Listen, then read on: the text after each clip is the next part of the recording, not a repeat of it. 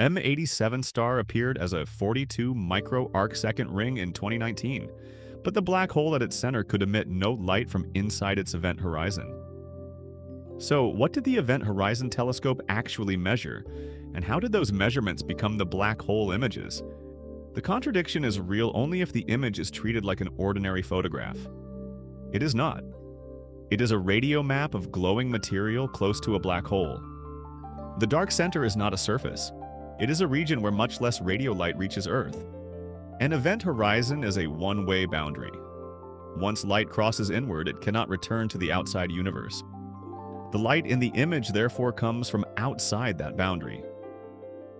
Gas near the black hole is heated into plasma, a mixture of charged particles moving fast enough to emit radio waves. Around M87 star, the evidence points to synchrotron emission, radio light produced as fast electrons spiral through magnetic fields. General relativity predicts that a black hole should distort the paths of nearby light. Some light is bent around the hole, some is captured. To a distant telescope, that combination can leave a bright lensed ring around a darker shadow region. The Event Horizon Telescope was built to measure that structure at radio wavelengths near 1.3 millimeters. At that wavelength, resolving a ring only tens of micro-arcseconds across needs a telescope almost as wide as Earth. No single dish can do that. The Event Horizon Telescope links radio observatories separated by continents. This is very long baseline interferometry. Each station records the arriving radio waves with extremely precise timing. Later, those recordings are compared to recover the interference pattern that an Earth-sized telescope would have seen. The array does not collect every part of that telescope. It samples pieces of the pattern with large gaps between them. Those gaps are why the famous image could not be a raw exposure. The working question becomes more precise. How can scattered timing measurements from a few places on Earth become a ring without simply inventing one? The answer is reconstruction.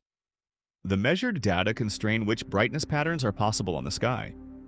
Imaging algorithms then search for maps that fit the data while avoiding unnecessary structure. For Me87 star, independent teams worked without seeing one another's images.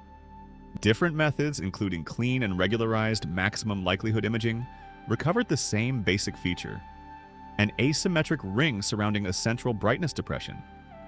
Calibration tests and multiple observing days recovered that structure again. The orange color is not what human eyes would see. It is a chosen color scale for radio brightness. Brighter orange means stronger radio emission in the reconstructed map. M87 star became the first public black hole image, partly because it was the steadier target for this method. Its black hole is much more massive than Sagittarius A star, so the material near the event horizon changes more slowly on the timescales of an observing night. Sagittarius A star sits in the Milky Way and is far closer, but it is much less massive. Its horizon-scale emission changes on minutes to hours timescales. That rapid variability complicates the standard technique because Earth rotation is normally used to fill in more of the interferometer's missing measurements over several hours. For Sagittarius A star, the reconstruction had to account for a source that was changing while it was being measured. It also had to account for interstellar scattering, which blurs radio waves on their way through the galaxy. The two targets are physically very different. Sagittarius A star is about 4 million solar masses. M87 star is a giant black hole in another galaxy, thousands of times more massive. On the sky, their rings are surprisingly comparable.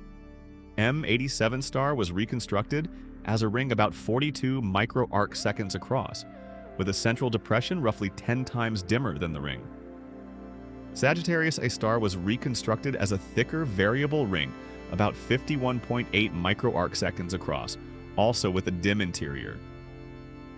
That similarity in apparent size is a coincidence of distance and mass. Sagittarius A star is much smaller, but much nearer. M87 star is vastly larger, but much farther away. The same planet-scale radio technique can therefore resolve both at event horizon scales. The strongest claim is the observational one. The EHT data for both objects are consistent with compact ring-like radio emission around a central dim region. The interpretation is also strong, but it is an interpretation. The ring sizes match what general relativity predicts for light bent around black holes. For Sagittarius A star, the image size is within about 10% of the expectation for a Core black hole, the rotating black hole solution used in relativity. The plasma details are less settled. The exact flow of gas, the magnetic field structure, the black hole spin, and which side of the ring is brightest depend on models. Simulations can reproduce the observed asymmetry, but the image alone does not uniquely determine the engine that makes the plasma glow. The Event Horizon Telescope did not measure darkness coming from a black hole. Darkness does not travel outward from inside an event horizon. It measured millimetre radio waves from hot plasma near M87 star and Sagittarius A star.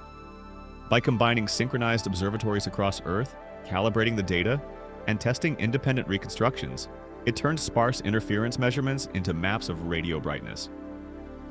Those maps show bright rings in central dim regions. That is the part the observations establish. The simplest and best supported explanation is the black hole shadow, predicted by general relativity, outlined by glowing matter outside the event horizon. What remains open is smaller and harder, the detailed behavior of the plasma and magnetic fields that make the ring shine. The image is not a direct photograph of the event horizon. It is a reconstructed view of matter around it, revealing the shadow of something that cannot shine from within. That's Y-Source. If this was worth your time, like it, share it, and tell me in the comments what you want examined next.